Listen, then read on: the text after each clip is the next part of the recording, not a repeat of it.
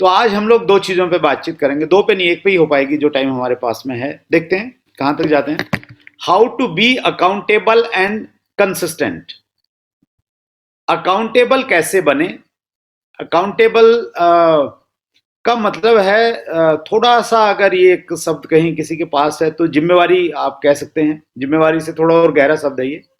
और कंसिस्टेंसी का मतलब हम सब लोग समझते हैं कि लगातार प्रयास, किसी भी कीमत पे बैठना नहीं, हार नहीं मानना, पूरी ऊर्जा के साथ में लगे रहें।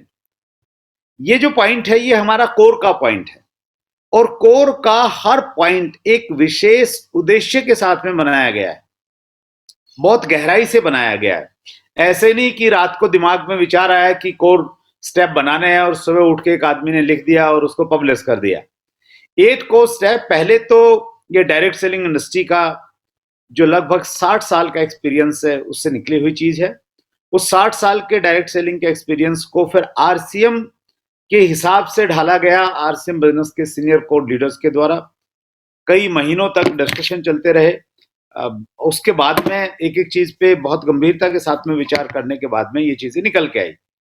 सेट योर गोल क्यों बनाया गया है सर? इसलिए बनाया गया है ताकि आपकी एनर्जी हमेशा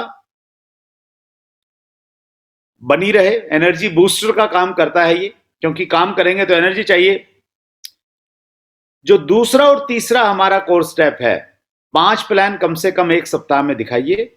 और तीसरा है परचेज और रिटेल मिनिमम 10,000 प्रोडक्ट मंथली। 10,000 का मतलब हो गया डायमंड क्लब करना है। तो ये दोनों पॉइंट इसलिए यहां पे रखे गए हैं कि आपकी एनर्जी के साथ में आप विजिलस वॉल्यूम भी क्रिएट करें, वॉल्यूम क्रिएटर हैं ये 2 पॉइंट हमारे। उसके बाद में पॉइंट नंबर 4 और पॉइंट नंबर 5। पॉइंट नंबर 4 क्या कहता है 8 कोर का? Use audio videos and read recommended books at least 30 minutes daily. हर रोज हमने क्या करना है? ऑडियो या वीडियो सुनना है। और जो रिकमेंडेड बुक्स हैं, जो अपलाइन ने आपको बताई हैं कि ये किताब इंपॉर्टेंट है और वो किताबें आपने नहीं पढ़ी हैं, तो उनको आपने आदत बनानी है, नियम के साथ में 30 मिनट हर रोज पढ़ना है।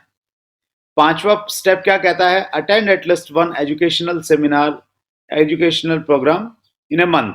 हर महीने एक एजुकेशनल जो हमारा प्रोग्राम रहता है उसको अटेंड करना है, मैंडेटरी है। एक बड़ा प्रोग्राम मतलब जिसमें कोई बहुत सीनियर कोर लेवल का लीडर जिसमें अवेलेबल है, उपस्थित है, तो उस प्रकार का एक प्रोग्राम हमने अटेंड करना है। या फिजिकली जो मंथली सेमिनार्स हमारे आसपास में रहते हैं उसकी बात यहाँ पे कही गई है।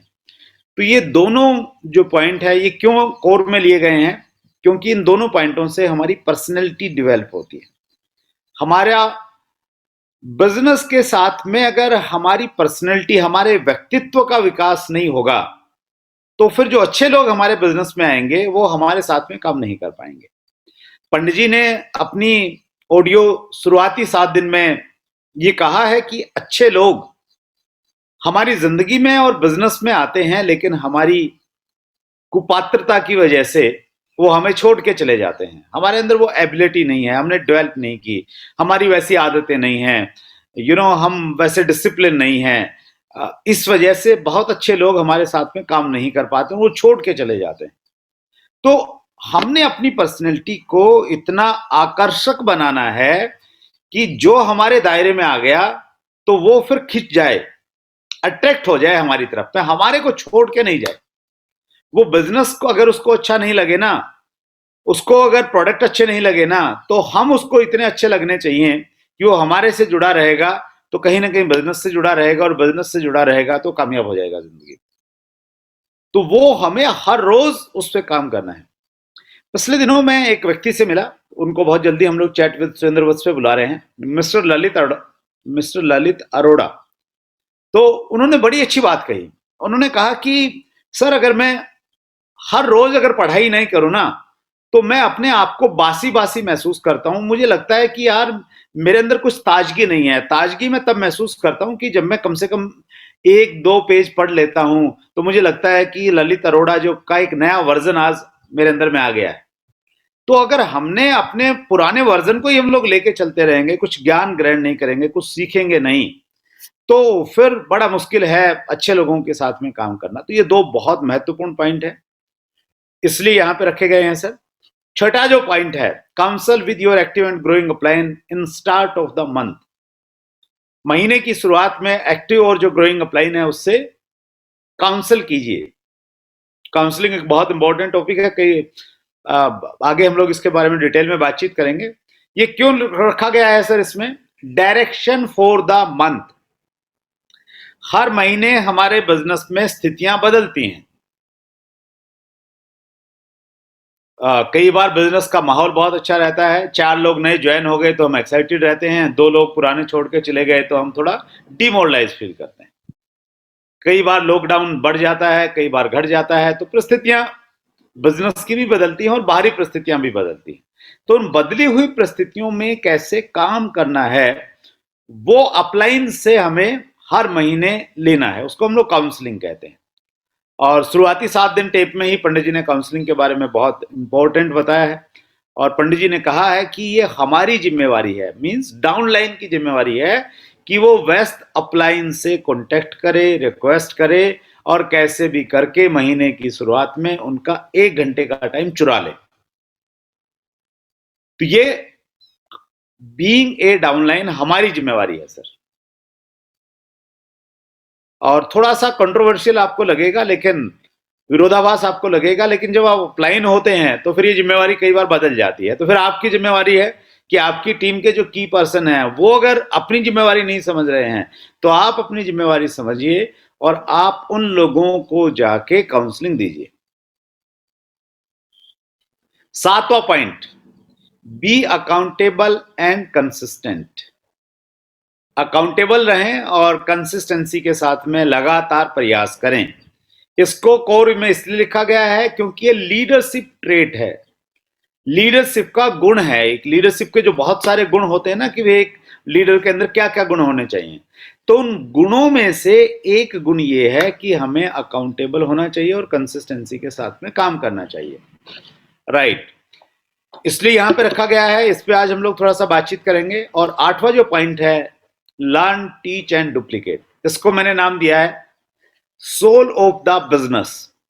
ये बिजनेस की आत्मा है, ये आत्मा है, ये नहीं मरनी चाहिए। ये अगर मर गई तो फिर आपका बिजनेस खत्म हो जाएगा। सीखना, सिखाना और डुप्लीकेट करना, तो ये 8 को स्टेप है, बहुत इंपॉर्टेंट है। दिखने में 8 ही लगते हैं, दिखने में ये लगता है कि यार ये तो बहुत बार देखे हुए हैं, बहुत बार सुने हुए हैं, लेकिन जब तक हम किसी चीज की गहराई को नहीं जानेंगे, उसकी डेप्थ में नहीं जाएंगे, उसकी देखिए, जब आप किसी चीज से कन्विंस होते हैं ना, अंदर से बहुत ज्यादा कन्विंस होते हैं, तभी आप उसके बारे में बातचीत कर पाते हैं। आपको पहले कन्विंस होना पड़ेगा, इस पे खुद काम करना पड़ेगा, उसके बाद आप टीम को अच्छे से ऑटोमेटिक बता पाएंगे। राइट, तो आज हम लोग बढ़ते हैं सर, जो हमारा 7वां को स्टेप है उसके ऊपर में बढ़ते हैं। और जैसा मैंने बताया कि ये लीडरशिप ट्रेड में आता है, लीडरशिप के जो गुण होते हैं उसमें आता है। तो लीडरशिप के तो और भी बहुत सारे गुण हैं। बहुत सारे गुणों में क्या क्या है लीडरशिप के गुणों में, जैसे विजनरी होना, दूरदर्शी होना, वो लीडरशिप का एक बहुत महत्वपूर्ण गुण है। लेकिन महत्वपूर्ण गुण तो है, लेकिन कोर स्टेप में नहीं लिया गया है। महत्वपूर्ण है विजन, नो डाउट, लेकिन कोर में नहीं लिया गया है। बर्निंग डिजायर फॉर गोल बहुत महत्वपूर्ण है कि आपके अंदर तड़फ होनी चाहिए। अगस्त और सितंबर में बड़ा काम कौन लोग करेंगे? अपनी पिनों को कौन लोग चेंज करेंगे? वही लोग करेंगे जिनके अंदर में एक तड़फ है, बेचैनी है कि किसी भी कीमत पे मैंने पूरा करना है, अपनी पिन को चेंज करना है। लेकिन उसके बावजूद भी इसको भी नहीं लिया गया है। लर्निंग एटीट्यूड हम सब लोग जानते हैं।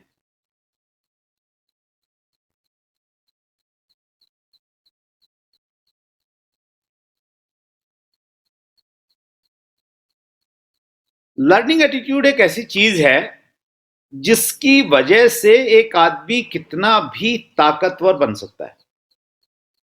और ये कहा जाता है 21वीं शताब्दी में, knowledge is the power, knowledge is the power.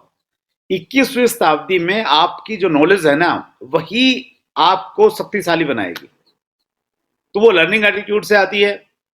Edmund Hillary, sir Edmund Hillary, जिन्होंने माउंट एवरेस्ट को पहली बार फतेह किया, तो वो मानव की क्षमता के बारे में क्या कहते हैं? कई बार उन्होंने प्रयास किया माउंट एवरेस्ट पे जाने का, लेकिन वो सफल नहीं हो पाए। और जब भी वो वापस लौटते थे तो वो एक चैलेंज करके आते थे एक प्रकार से माउंट एवरेस्ट को। वो कहते थे, I will come again and conquer you, because as a mountain you can't grow, but as a human I can. वो कहते थे कि आई विल कम अगेन, मैं दोबारा आऊंगा, एंड कॉन्कर यू, और तुम्हें जीत लूंगा, तुम्हारे ऊपर मैं फतेह हासिल करूंगा, because as a mountain you can't grow. तुम बहुत ऊंची हो, दुनिया में सबसे ऊंची हो, लेकिन एक माउंटेन होने की वजह से तुम अपने आप को और ज्यादा ग्रो नहीं कर सकती, but as a human I can, एक मनुष्य होने के नाते मैं कर सकता हूं। लेकिन बहुत सारे लोग चमत्कार के इंतजार में रहते हैं कि बस ऐसे ही कुछ हो जाएगा, कुछ दो डाउनलाइन मिल जाएंगे अच्छे से, कुछ कंपनी कुछ बढ़िया सा प्लान बता देगी, कुछ अपलाइन जोड़ लगा देंगे, ऐसे ही काम चल जाएगा। तो वो जो रियल चीज है ना, उस रियल चीज पे काम नहीं कर रहे हैं। रियल चीज क्या है? एज ए ह्यूमन अपनी क्षमता को बढ़ाना। अभी ओलंपिक चल रहे हैं, तो ओलंपिक में जो प्लेयर्स भाग ले रहे हैं, उन्होंने क्या किया? आज जो बहुत अच्छा जंप करता है, या बहुत अच्छा गोला फेंकता है, या बहुत अच्छा बास्केटबॉल खेलता है, तो वो जन्म से ऐसे नहीं थे। उन्होंने क्या किया? एज ए ह्यूमन उस क्षेत्र में अपनी क्षमताओं को बढ़ा दिया, और अपनी क्षमताओं को बढ़ाने की वजह से वो पर्टिकुलर उस फील्ड में 130-40 करोड़ की जो जनसंख्या है, सॉरी नहीं, पूरी दुनिया की तो कितना, 7 करोड़ से ज्यादा है, 7 अरब 700 करोड़ से ज्यादा की जो जनसंख्या है, उसमें वो गिने चुने लोगों में आ गए, क्योंकि उन्होंने अपनी क्षमता को बढ़ा लिया उस क्षेत्र में। तो हमें भी अपनी क्षमता को बढ़ाना पड़ेगा। बीइंग ए रॉयल्टी अचीवर, ये हमारी जिम्मेवारी है कि हम अपनी क्षमता को बढ़ाएं, और हम बढ़ा सकते हैं, एडमंड हिलेरी ने बोला है। लेकिन बहुत इंपॉर्टेंट ट्रेड है, लेकिन इसमें नहीं लिया गया है सेंस ऑफ ह्यूमन बिहेवियर। ये बहुत इंपॉर्टेंट है। लोक व्यवहार, लोगों से व्यवहार कैसे करना है, ये बहुत इंपॉर्टेंट गुण है लीडरशिप का। वर्किंग एज पर प्रायोरिटी, प्राथमिकता के अनुसार काम करना, ये एक बड़ा गुण है लीडरशिप का। अगस्त सितंबर में जिन लोगों के अंदर ये गुण है, प्राथमिकता के साथ काम करना, तो अगस्त सितंबर में डेफिनेटली बहुत अच्छा काम करेंगे। लेकिन इसको भी लीडरशिप ट्रेड में नहीं लिया गया है। सिस्टम फॉलोअर, डायरेक्ट सेलिंग में ये बहुत इंपॉर्टेंट गुण होता है, लेकिन इसको भी नहीं लिया गया है। किसको लिया गया है? लिया गया है अकाउंटेबिलिटी एंड कंसिस्टेंसी को। यानी लीडरशिप के अगर मैं लिस्ट आपको बताऊंगा तो ये बहुत लंबी लिस्ट हो जाएगी। इसको आप बढ़ाते बढ़ाते 20 गुण भी बना सकते हैं, इसको 25 भी बना सकते हैं इसको। लेकिन इन सारे गुणों में से सिर्फ अकाउंटेबिलिटी और कंसिस्टेंसी को लेना, ये क्या बतलाता है? ये बतलाता है कि ये दोनों चीजें बहुत ज्यादा इंपॉर्टेंट हैं। कंपटीशन तगड़ा था, उस तगड़े कंपटीशन से, जैसे ओलंपिक में कंपटीशन रहता है ना, उस तगड़े कंपटीशन से यही निकल के आई हैं दो चीजें, अकाउंटेबिलिटी और कंसिस्टेंसी। यानी मैं आपको ये कन्वे करना चाहता हूं कि ये बहुत ज्यादा महत्वपूर्ण है। ये पहले वाले 6 पॉइंट मैंने आपको इसलिए बताए कि ये बहुत ज्यादा महत्वपूर्ण है, 7वां पॉइंट, इसलिए इसको यहां पे रखा गया है। तो इसको गंभीरता के साथ में इसको समझना और इसको अपने बिजनेस में इस्तेमाल करना बहुत महत्वपूर्ण है सर। तो पहले हम लोग अकाउंटेबिलिटी के बारे में जानते हैं। अकाउंटेबिलिटी के बारे में जब मैं डेप्थ में जा रहा था तो मुझे बहुत ज्यादा कुछ मिला नहीं डायरेक्ट सेलिंग में। अकाउंटेबिलिटी है तो, लेकिन शायद इसके बारे में बहुत सारे लोगों ने बहुत अच्छा और डिटेल में बहुत ज्यादा शायद बात नहीं किया। तो फिर मैंने डॉक्टर कमलकांत वशिष्ठ से उनका जो डॉक्टरी का लिटरेचर था वो मैंने उनसे मंगवाया, उसका पीडीएफ मंगवाया। कोई लगभग 300 पृष्ठ का उनका लिटरेचर है, जिसके आधार पे उनको पीएचडी की डिग्री मिली थी। डॉक्टर कमलकांत वशिष्ठ सुलूनी यूनिवर्सिटी हिमाचल प्रदेश में डायरेक्टर हैं, और सुलूनी यूनिवर्सिटी ने हिंदुस्तान में पहला और दुनिया का दूसरा ऐसा सेंटर बनाया है जो डायरेक्ट सेलिंग के ऊपर में काम करेगा। तो डॉक्टर कमलकांत वशिष्ठ की जब मैं पीएचडी में गया तो उन्होंने उन्होंने जो पीएचडी की है वो की है सक्सेस, क्या है उनका टॉपिक है, success factor in direct selling, शायद कि डायरेक्ट सेलिंग में सक्सेस होने के लिए कौन कौन से फैक्टर्स हैं। तो उसमें उन्होंने अकाउंटेबिलिटी के बारे में बातचीत की है। तो क्या बातचीत की है उन्होंने, वो हम लोग एक बार इसमें समझते हैं sir. Right, accountability means taking responsibilities. इसको थोड़ा सा गहराई से समझने का प्रयास कीजिएगा।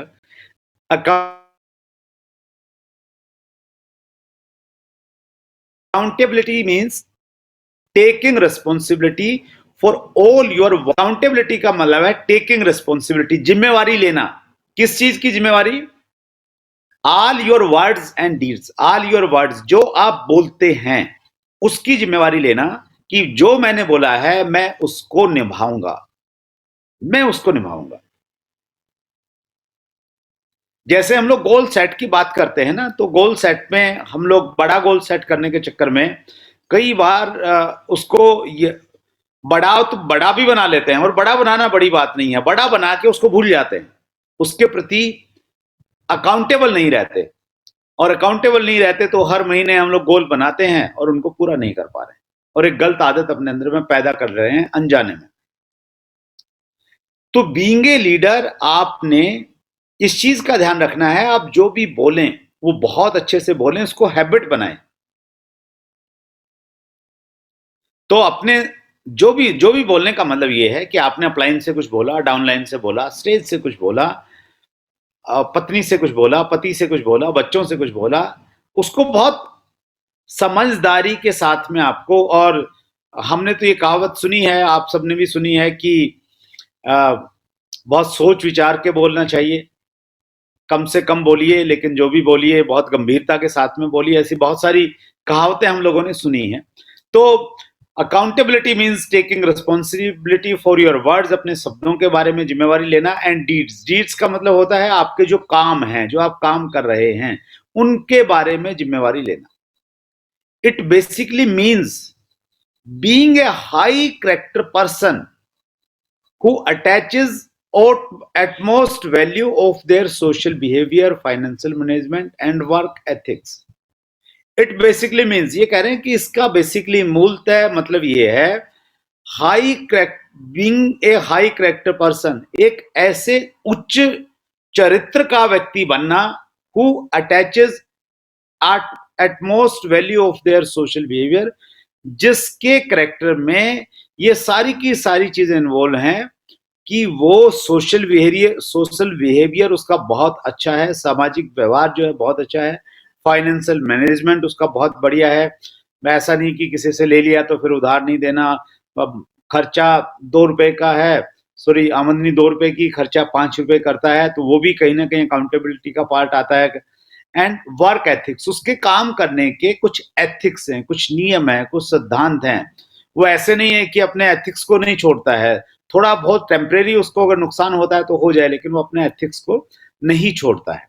और क्या कहा है डॉक्टर कमलकांत वशिष्ठ ने अकाउंटेबिलिटी के बारे में? One who does what he says, very important, one who does what he says, एक ऐसा आदमी उसने जो बोला है वो वही करेगा। वन हु डज, वो वही करेगा व्हाट ही सेज, जो उसने कहा है। And thinks before making a promise, very important, and thinks before making a promise, वो कोई भी वायदा करने से पहले सोचेगा कि मैं क्या वायदा कर रहा हूं। जब भी हम अपनी टीम के लिए कुछ टारगेट बनाते हैं तो उस समय हमें प्रोमिस करने से पहले सोचना है कि क्या इसको मैं इंप्लीमेंट कर पाऊंगा। जैसे पिछले दिनों आपके सीनियर लीडर्स ने प्रोमिस किया कि भाई जो लोग ये इतना इतना खरीदारी करेंगे तो उनके कूपन मिलेंगे, और कूपन के बाद में फिर ड्रॉ निकालेंगे। तो जो आपसे प्रॉमिस किया गया था वो आपकी सीनियर लीडरशिप ने डिलीवर किया। तो वो डिलीवर करना इंपॉर्टेंट है। अगर हमने कैलकुलेशन किया कि भाई हम लोग ये अपनी टीम के लिए प्रमोशन दे देते हैं और प्रमोशन देने से इतना बिजनेस बढ़ जाएगा, इतना बिजनेस बढ़ेगा तो मेरा इतना चेक बढ़ जाएगा, और इतना चेक बढ़ेगा तो वो चेक से मैं ये चीज दे दूंगा, ये गिफ्ट दे दूंगा, ये मैं डिनर करवा दूंगा, ये मैं एक दिन का घूमने का प्रोग्राम बनाऊंगा टीम के साथ में, और उतना बिजनेस बढ़ा नहीं, उतना चेक नहीं आया, तो आपने कर्ज लेना पड़े ना। मैं कर्ज की बात करता नहीं हूं कभी भी, मैं हमेशा ये कहता हूं कि आप डायरेक्ट सेलिंग में आप हैं तो अपने इनकम के अनुसार आप खर्चे कीजिए। लेकिन यहां मैं ये कहना चाहता हूं कि अगर आपको प्रोमिस को पूरा करने के लिए अगर कर्ज भी लेना पड़े ना तो आप कर्ज लीजिए, लेकिन एक बार जो आपने प्रोमिस कर लिया उसको पूरा कीजिए। ये आपके कैरेक्टर को इतना स्ट्रांग बना देगी, फिर आप जो भी कहेंगे ना लोग उसको फॉलो करेंगे, आंख मीच के फॉलो करेंगे। और आपने अगर एक प्रॉमिस तोड़ दिया तो फिर आप 10 प्रॉमिस पूरे भी कर लेंगे ना आगे, तो आपकी जो एक इमेज बन जाएगी उस इमेज को वापस आने में बहुत सारा समय लग जाएगा। This is a differentiator between virtual successful and actual successful people. यही वो पैमाना है, यही वो चीज है जो वर्चुअल सक्सेसफुल और एक्चुअल सक्सेसफुल लोगों में फर्क पैदा करती है। कौन सी चीज? जो पहले हमने सारी चीजें डिस्कस की, जो बोला वो करना और अपने काम के प्रति अकाउंटेबल रहना, तो ये सारी की सारी चीजें ही एक व्यक्ति को वर्चुअल सक्सेसफुल का मतलब ये हुआ जो दिखता सक्सेसफुल है लेकिन एक्चुअल सक्सेसफुल नहीं है। सक्सेसफुल का दिखावा करना और एक्चुअल सक्सेस होना दोनों में अंतर है। तो यही वो चीज है अकाउंटेबिलिटी जो अंतर पैदा करती है। One who is not true to his words does not survive long in business circles. एक ऐसा आदमी जो अपने शब्दों पे खरा नहीं उतरता है, अपने प्रोमिसेस को पूरा नहीं करता है, does not survive long in business circles, वो लंबे समय तक बिजनेस में सर्वाइव नहीं करेगा, वो टिक नहीं पाएगा, उसको बाहर जाना पड़ेगा। Right sir? तो अकाउंटेबिलिटी बहुत ज्यादा इंपॉर्टेंट है। शायद मैं अपनी बात को कन्वे आपको कर पाया हूंगा, नहीं कर पाया तो बाद में हम लोग बातचीत इसमें कर लेंगे। ये तो हमने डॉक्टर कमलकांत के वशिष्ठ के शब्द हमने देखे इन सिंपल वर्ड्स। अगर दूसरे वर्डों में शब्दों में हम लोग अकाउंटेबिलिटी को समझे, accountability does not mean punishment. Accountability का मतलब ये नहीं है कि अगर आपने अकाउंटेबिलिटी नहीं की, यानी आपने कोई वादा किया और उसको पूरा नहीं आप कर पाए, तो इसका मतलब ये नहीं कि आपको पनिशमेंट मिलेगा, आपको दंड मिलेगा, आपको उठक बैठक लगवाई जाएगी। तो ऐसा नहीं होता है। It is a willingness to accept responsibility for our own actions.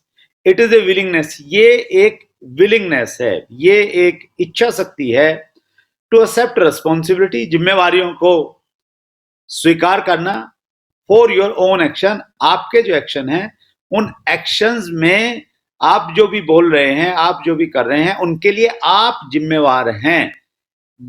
ऐसी जिम्मेवारियों को लेने की इच्छा अपने अंदर में पैदा करना ही अकाउंटेबिलिटी है। पंडित जी ने भी कहा है कि जो रिस्पॉन्सिबिलिटी है ना, वो दी नहीं जाती है कभी भी, वो ली जाती है, आगे बढ़ के ली जाती है। राइट? तो accountability does not mean punishment, it is a willingness to accept responsibility for our own actions. हम जो भी कर रहे हैं, हम जो भी बोल रहे हैं, उन सब की जिम्मेवारी लेना, जिम्मेवार होना कि भाई ये हुआ, ये गलत अगर हो भी गया तो I am responsibility for it. दोषारोपण नहीं करना कि भाई मेरी गलती नहीं थी, अपलाइन की गलती थी, डाउनलाइन की गलती थी, पिकअप सेंटर की गलती थी, कोरोना की गलती थी, कुछ नहीं। अपने शब्दों की और अपने एक्शन की, मतलब इसमें अगर मैं मोटा मोटी अगर मैं बातचीत करूं बिल्कुल, तो अकाउंटेबिलिटी का मतलब ये है सर कि आप जो भी बोल रहे हैं, आपने एक बार बोल दिया तो फिर वो पत्थर की लकीर हो गई। पुराने जमाने में जो वो एक बड़ी फेमस एक दोहा आता था रामायण में, रघुकुल रीत सदा चली आई, प्राण जाए पर वचन न जाए। तो देखिए, कोई भी चीज कितना इंपॉर्टेंट रोल प्ले करती है। पुराने जमाने में बहुत सारे खानदान थे, बहुत सारे क्या थे, खानदान थे, कुल थे, जैसे आज रहते हैं बहुत सारे परिवार। तो उन इतने सारे परिवारों में एक परिवार को आज भी जाना जाता है, और वो कौन सा परिवार है, वो है रघुकुल परिवार। रघुकुल मतलब राजा रघु उनके पूर्वज थे, तो वहां से जो परंपरा स्टार्ट हुई उसको रघुकुल कहते हैं, जिसमें आगे जाके भगवान श्री राम ने उसी कुल में पैदा किया, उसी कुल में उन्होंने जन्म लिया। तो वो जो रघुकुल था, उसकी खास बात क्या थी, वो काउंटेबल थे। तो इसलिए वहां पे ये दोहा फेमस था कि रघुकुल रीत सदा चली आई, प्राण जाए पर वचन न जाई। कि हमारे यहाँ पे कुल में, हमारे परिवार में, हमारे वंश में जो बोल दिया है वो पूरा होगा, उसके लिए प्राण भी चले जाएंगे तो कोई परवाह नहीं है। और वहां पे हमने देखा रामायण में कि राजा दशरथ ने अपनी रानी से, शायद कैकेयी से, जो वायदा किया था कि मैं, आप जो भी मांगोगे मैं दूंगा। और जब भगवान राम को राज्याभिषेक हो रहा था, तो रानी कैकेयी ने मांगा कि राम को वनवास मिले और भरत को राज्य मिले। तो राजा दशरथ ने उस वायदे को निभाया, और उनको इतना उनको फील हुआ कि उन्होंने अपने प्राणों को त्याग दिया, लेकिन उन्होंने अपने वायदे को निभाया। और राम ने भी अपने पिताजी के सामने जो वायदा किया था, उस वायदे को निभाया। राइट। भारत ने भी अपने वायदे को निभाया। वो राजगद्दी पे तो नहीं बैठा, राम की खड़ाऊं थी, लेकिन उन्होंने भी एक राजा के रूप में अपने वायदे को निभाया। यानी किसी ने भी अपने वायदे को, अपने कमिटमेंट को नहीं तोड़ा। Right sir. तो उसी प्रकार से अगर हम लोग एक ऐसी परंपरा डालें अपने ग्रुप में, एसपीजी टीम में, कि भाई एसपीजी टीम जो है ना, अपने वायदे को नहीं तोड़ती है, जो बोला है उसको पूरा करती है, अकाउंटेबल रहती है, खरी रहती है, तो ये चीज हमें बहुत आगे लेके चली जाएगी, पूरी दुनिया में अलग बना देगी। हमने पीछे पॉइंट में देखा कि यही एक ऐसा डिफरेंस क्रिएटर है जो एक्चुअल सक्सेसफुल और वर्चुअल सक्सेसफुल में अंतर पैदा करता है। Right sir. तो बहुत इंपॉर्टेंट है अकाउंटेबिलिटी, अकाउंटेबल होना। और हम में से बहुत सारे लोग ऑलरेडी अकाउंटेबल हैं, लेकिन ये अकाउंटेबिलिटी आपकी बरकरार रहनी चाहिए। किसी भी समय पे आप विचलित मत हो अपने सिद्धांतों से। इसीलिए आपको यहाँ पे ये सारी चीजें बताई गई हैं। whom should one be accountable towards? किसको किसके प्रति अकाउंटेबल होना चाहिए सर? Accountable towards system. हमें अब अकाउंटेबल किस किस के प्रति होना चाहिए? अपने एक्शन और अपने वर्ड्स के प्रति तो अकाउंटेबल हम हो गए, इसके अलावा और किस किस के प्रति अकाउंटेबल हमें होना है? Accountable towards system.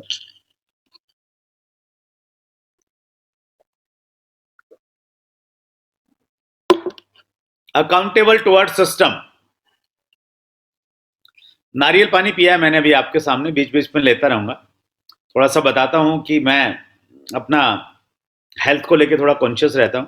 तो अभी नारियल पानी है, थोड़ी देर में सुदेश अपना न्यूट्रीचार्ज का प्रोटीन शेक बना के लेके आएगी, उसमें ड्राई फ्रूट और बनाना वगैरह डाल के। तो हेल्थ के प्रति भी अकाउंटेबल रहना है सर, ये मैं कहना चाहता हूँ यहाँ पे आपको। बी अकाउंटेबल, इसमें शायद लिखा नहीं होगा मैम, लेकिन ये पॉइंट आ गया, be accountable for your health. तो आपकी हेल्थ के लिए आप अकाउंटेबल हैं, आप जिम्मेवार हैं उसके लिए। राइट। लेकिन अभी हम बात कर रहे हैं अकाउंटेबल टुवर्ड सिस्टम। सिस्टम क्या है सर? सिस्टम है बेसिक स्कोर कार्डिनल। मोटी भाषा में बातचीत करूं, और कुछ याद नहीं रहे ना, तो ये तीन चीजें याद रख लो। बेसिक कोर कार्डिनल का मतलब ये है कि आप अकाउंटेबल हैं, 6 बेसिक करेंगे, 8 कोर करेंगे, 7 कार्डिनल रूल्स करेंगे। तो आप सिस्टम जो भी आपको कहता है, जो भी कहता है सिस्टम, आपके सिस्टम ने वीकली मीटिंग रखी, वेलकम मीटिंग रखी, मंथली मीटिंग रखी, जो भी रखी, आपने सिस्टम को फॉलो करना है। जो सिस्टम कह रहा है, कोई देख नहीं रहा, कोई चेक नहीं कर रहा है, लेकिन आपने अकाउंटेबल होना है। Accountable towards upline. अपलाइन के प्रति अकाउंटेबल होना है। अपलाइन से कोई वायदा किया, प्रॉमिस किया कि सर मैं मीटिंग की सारी जिम्मेवारी मैं लेता हूं, तो फिर जिम्मेवारी लीजिए पूरी की पूरी।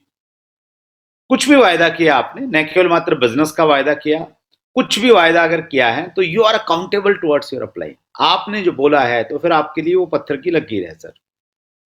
अकाउंटेबल टुवर्ड्स डाउनलाइन, डाउनलाइन के प्रति भी आपने अकाउंटेबल होना है। जो वहां पे वायदा किया है या वहां पे जो बातचीत है वहां भी आप जिम्मेवार हैं, न केवल मात्र ये कि भाई अपलाइन के प्रति तो जिम्मेवार हैं, डाउनलाइन के प्रति चूंकि वो तो आपकी डाउनलाइन है तो उनको आप उस रूप में नहीं देखेंगे, तो आपने डाउनलाइन के प्रति भी अकाउंटेबल रहना है sir. Accountable towards your words, जो हमने मेनली बातचीत की कि अपने शब्दों के प्रति अकाउंटेबल रहिए। अकाउंटेबल टुवर्ड्स योर एक्शंस, जो आप एक्शन ले रहे हैं उसके प्रति आप जिम्मेवार हैं। हो सकता है टीम वर्क हो, लेकिन आप टीम पे नहीं टाल सकते। आप कुछ भी गलती हुई तो आप अकाउंटेबल रहिए। अकाउंटेबिलिटी का एक सर्कल है सर, आप अकाउंटेबल होंगे। अकाउंटेबल मतलब अकाउंटेबिलिटी ले रहे हैं, रिस्पॉन्सिबिलिटीज ले रहे हैं, तो आपके अंदर में कंट्रोलिंग रहेगी। कहीं ना कहीं ये रिस्पॉन्सिबिलिटी से रिलेटेड एक सर्कल है, उसको मैंने अकाउंटेबिलिटी के साथ में कनेक्ट करने की कोशिश की है कि जब आप रिस्पॉन्सिबिलिटी लेते हैं चीजों की तो चीजें आपके कंट्रोल में रहती हैं। फॉर एग्जाम्पल, आपने अकाउंटेबिलिटी ली, मैंने जिम्मेवारी ली कि भाई ये जो मीटिंग रहेगी उसका लिंक मैं भेजूंगा, तो कंट्रोलिंग मेरे हाथ में है ना, कंट्रोलिंग आ गई मेरे हाथ में। अगर मीटिंग लेट हो रही है आप कुछ नहीं कर सकते क्योंकि आपके हाथ में, आपके कंट्रोल में कुछ चीज है नहीं।